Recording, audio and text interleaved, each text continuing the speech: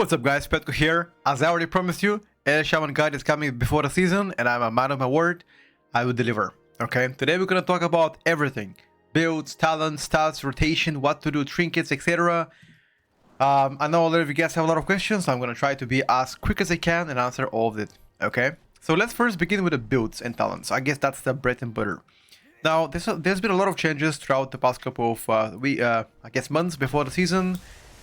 Most notably, our tier set made our talent change. Currently, that's what we will be playing on higher level keys. And I know we have a lot of questions. I'm going to dive deeper and discuss each of the choices. Now, the more standard build than this would be playing Fury of the Storms, playing 3-minute Ascendance, and playing Urchok. Now, I'll explain why I believe this build is better for high level keys.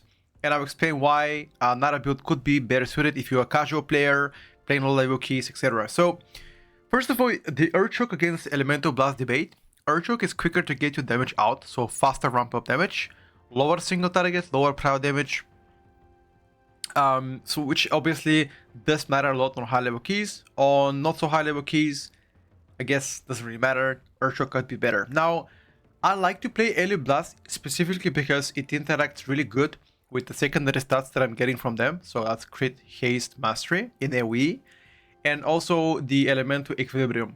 So as soon as I cast AoE Blast, this auto triggers. If you don't play AoE Blast, this is gonna be really hard to trigger. So you have to cast Fire, Frost, or Nature spell. Some of the spells count as all of them, or both, or two of them.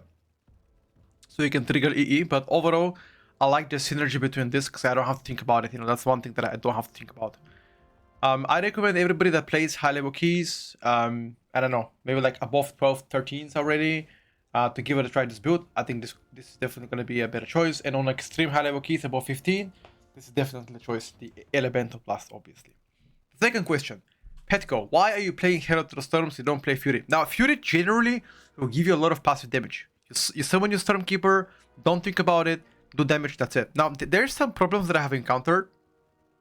Usually whenever you enter a pack and you have no Stormkeeper, your damage is a lot lower. So having Herald, meaning that I get to cast 2 Stormkeepers per pack, on top of having it ready for every single pack. I know that the Fury of the Storm Elemental interacts well with my Everlasting Elements, with my Elemental Unity, of course I know that. The problem is, it requires a lot more planning to do and how you play around your Stormkeeper. Pretty much it makes Stormkeeper like an actual minor cooldown. And Fury and Herald just makes Stormkeeper like 25 to 30 seconds, sometimes even less, depends on your haste, which to me is extremely good because I will be able to fit this on a pack that I know that I have to have damage. Generally, I would always recommend Herald, even if it seems less, it improves quality of life gaming, and you're always gonna have Stormkeeper for every single pack because the biggest issue with Shaman right now is having damage outside of cooldowns. And Herald definitely helps having Stormkeeper all the time, even if it's a damage loss. Better quality of life. My take, you know, if you want, go for Fury. And last but not least, why am I playing 2 minutes, not 3 minutes? The obvious answer here would be Priest. As you guys know, Priest currently is considered one of the best, if not the best, healer in Mythic Plus. I will be playing with the Priest myself most of the time. I'll be getting a PI and 2 minutes sync together. Hence why 2 minutes for me is going to be better. Outside of this, if you do play casual level keys, the 2 minutes are going to give you more damage on demand in a short amount of time. However, outside of Ascendance, you will not be getting the haste that Premonitions gives you, okay? So there's pros and cons in some keys. Perhaps you might want to run 3 minutes in order 2 minutes. It really depends. My advice here would be 2 minutes creates better consistency. At least you have damage every second or third pack. With the 3 minutes, it's a bit awkward to pop because if you pop on one pack, the next pack is like, I have nothing, you know? It's a little bit more consistent. At the end of the day, you decide yourself. Both are extremely good. Depends on the dungeon, depends on your experience. You can make both work. That's my take for the talents.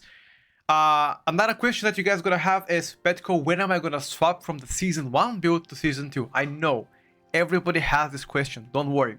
My personal take, playing Mythic Plus right now and comparing performances is absolutely useless. Now, do not compare the current performance of Ellie in the current Mythic Plus pool to what you can do as soon as you get in your 4-piece. Now, at what point are you gonna swap from your 4-piece to the 2-piece combo? I don't know that. That is the only question that I don't have an answer, but I did play several Mythic Plus keys, and the Primordial Wave change feels awful. I feel like Season 1 build could still work out with your old 4Ps, but as soon as you get the new 2Ps, just better swap off, you know? I personally have immediately swapped off because I hate how P-Wave plays out. Even if it's a damage loss for me, I just swapped it because, you know, I'm already getting used to the new build and new interactions and, you know, something that I'm going to be playing next season anyway. That is the reason why I swapped. But you can play the old build, you can play a new build. Ultimately, the current Mythic Plus performance does not matter. What matters is as soon as next week starts and you start playing M Plus and how to create a normal raid, you'll be getting the new tier Ps, get a new build, you play a new build, vice versa. Okay, that's about builds and talent. That's my explanation. I hope I answered most of the question. Second thing, stats. What stats are you gonna have? Simple. Same as the last season. I am going on heavy mastery into haste equals crit. Now haste and crit are gonna have, in my opinion, a bit of a similar value. I like to have a little bit higher crit than usual, since a lot of my damage comes from Earthquake, especially the pulls that we do. Again, when I play extremely high level keys, I do tend to have 3-4 packs together, hence why crit might be very good value. But at the same time, you don't want to have too low of haste, okay? So having a kind of a well balance between haste and crit will give you naturally more damage. You know, I don't think you should go heavy haste in no crit and vice versa. Just have a fair balance, mastery being the main. Of course, always sim your character. Every single character is different. So maybe if we is gonna be crit better than haste, you know, yeah. So I just sim it. If you had any questions, obviously. Versatility is your least powerful stat, but nonetheless, if you have it, it is what it is. Gives you passive damage and a bit of survivability. That's it. When it comes down to trinkets, personally, I believe House of the Cards is by far your best on-use choice. It drops from the bosses, I think the 5th boss. Where is it? 6th boss, sorry, the one-arm bandit. This is really good trinket for you, and like it's gonna be played always with Ascendance. Okay, really good. At least I enjoyed it, and I played it throughout the whole PTR. Felt very strong. For the second trinket, I actually still don't know exactly what is the best. I've been experimenting with all kind of stuff. If anybody recommends you Ao Kazan, mega bait. By the way, this is super bait trinket in Mythic Plus. I would never play this thing myself. As soon as you drop stacks, as soon as there's like a gap between pulls, I wouldn't really, you know, play this in Mythic Plus. Perhaps for raiding, yes. Mythic Plus, definitely not. I'm gonna stick to any other passive trinket that I can get my hands on. Reverb Radio, even though it's a bit bad. Moxie's Jug, maybe. You know, I guess there's not really any powerful second trinket. The dungeon trinkets also kind of suck, so I don't like neither of them. Currently, focusing on House of the Cards. After that, I'll think about my second choice once I see a little bit more clear, I guess, mid-season. Last but not least, very important topic too. What am I gonna be crafting next week? Now, crafting currently is unavailable. You can't craft anything, there's no spark. We already know that. My choice of crafting will likely be a weapon, okay? Unless I loot a weapon from the first initial heroic clearing or perhaps mythic clearing, sure, but I will be likely crafting weapon unless, once again, a little weapon. Why is that? The highest stats that you can get from weapon is gonna be, you know, that's pretty much the case. I'll get the most amount of primary stat, aka intellect. Hence why, for me, weapon is the go-to choice. You can probably slap an embellishment on it, the ascendance embellishment. You can do that, and then you get the second embellishment should be like probably crit amp, or yeah, probably crit amp at this point. Just because you're playing with a circle cycle still, and you're having a Jaster Diamond. No, you're gonna have it. I guess you don't have it right now. That's pretty much when it comes down to everything that I want to discuss prior to this. At the end of the day, I don't have any special, you know, powers to know what balance will be coming in several weeks, but at least for now speaking, that is how I intend to play Mythic Plus. Now, let's talk about rotation, okay? Rotation is fairly simple. It's pretty much close to what it was last season. If you have seen my guys last season, 1102, 1105, 1107, plays pretty much the same, except that you don't really do flame shocks or P waves or LMT anymore in your AoE rotation. So again, as always, Storm keep on cooldown before the pool, Alien Ascendance together. Now if you do play 2 minutes Ascendance, you want to put it on cooldown as soon as you get it, and you don't want to really wait 30 seconds to line this with Elemental, okay? If you play 3 minutes, I tend to line Elemental and Ascendance together. If I play 2 minutes, I don't really hold the Ascendance to get my Elemental out. So in this case, let's say 2 minutes, pop your Ascendance with Elemental if you get it. If not, then just Ascendance, and then just Chain Lighting, Ele Blast, Earthquake, okay? So it's pretty simple. Chain Lighting, Ele Blast, just slam on Earthquakes. That's it.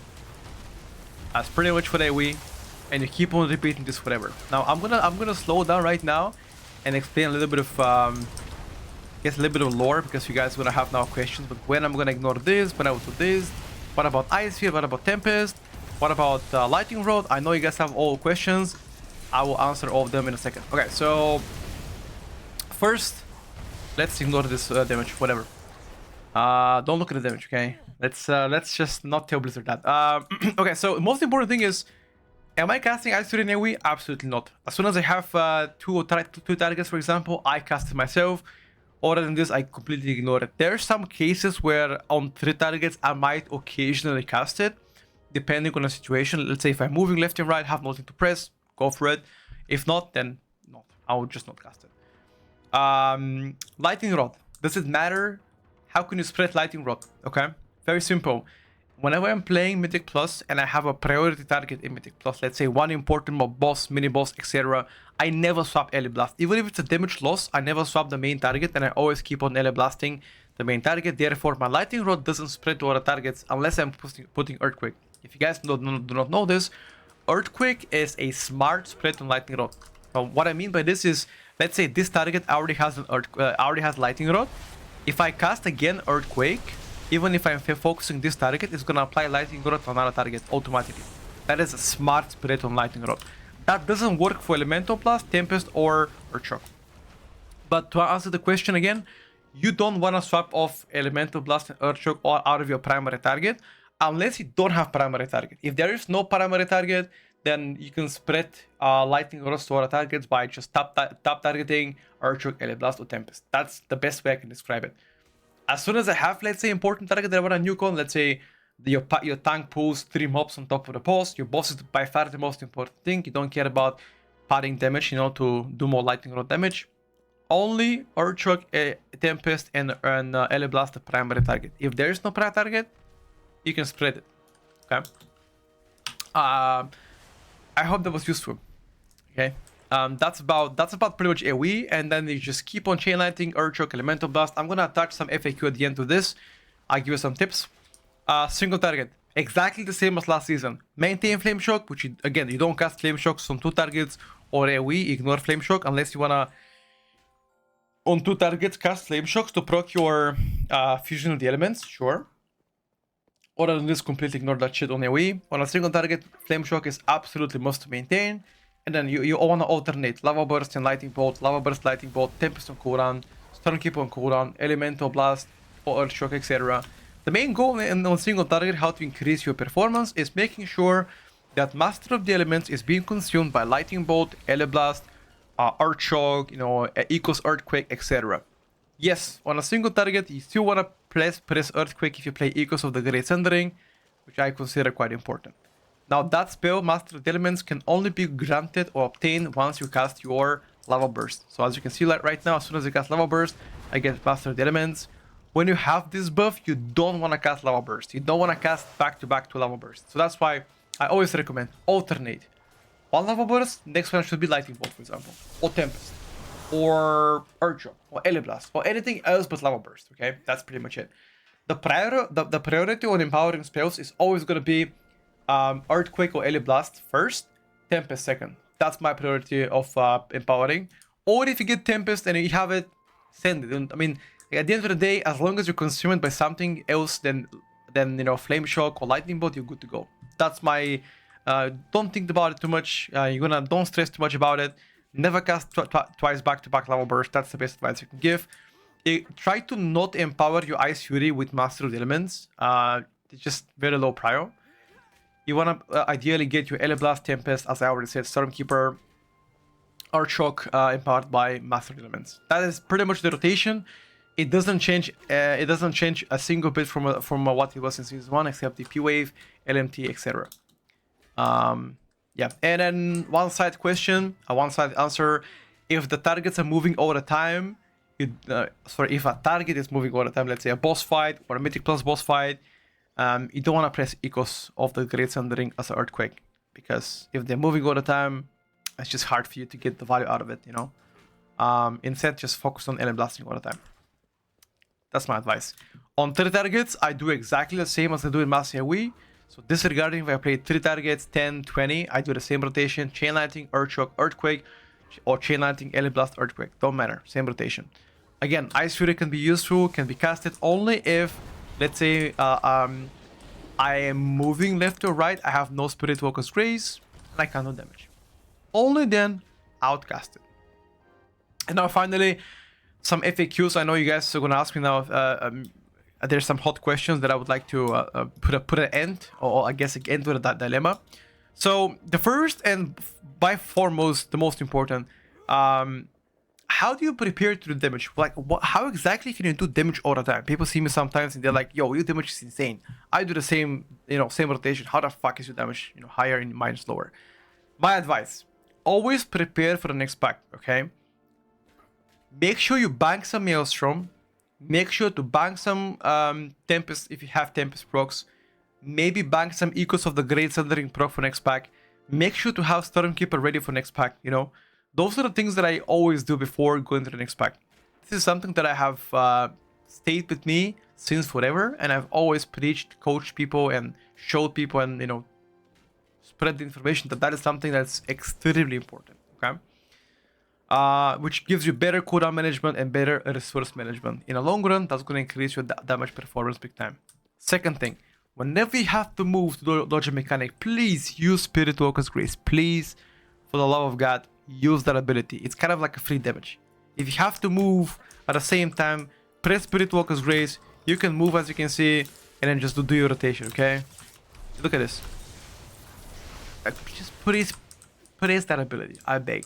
That's one thing that you should do. Other than this, I think that's everything for today's guide. It was, I think, quite informative. If you have any other questions, let me know in the comments below. Once again, coaching slots are open for Season 2. If you guys are interested in one-on-one coaching for Mythic Plus, rating, etc., hit me up. It's down below. You can find the link. It's called Patreon. If you don't like that one, reach out via DM. Maybe we can find a alternative for you.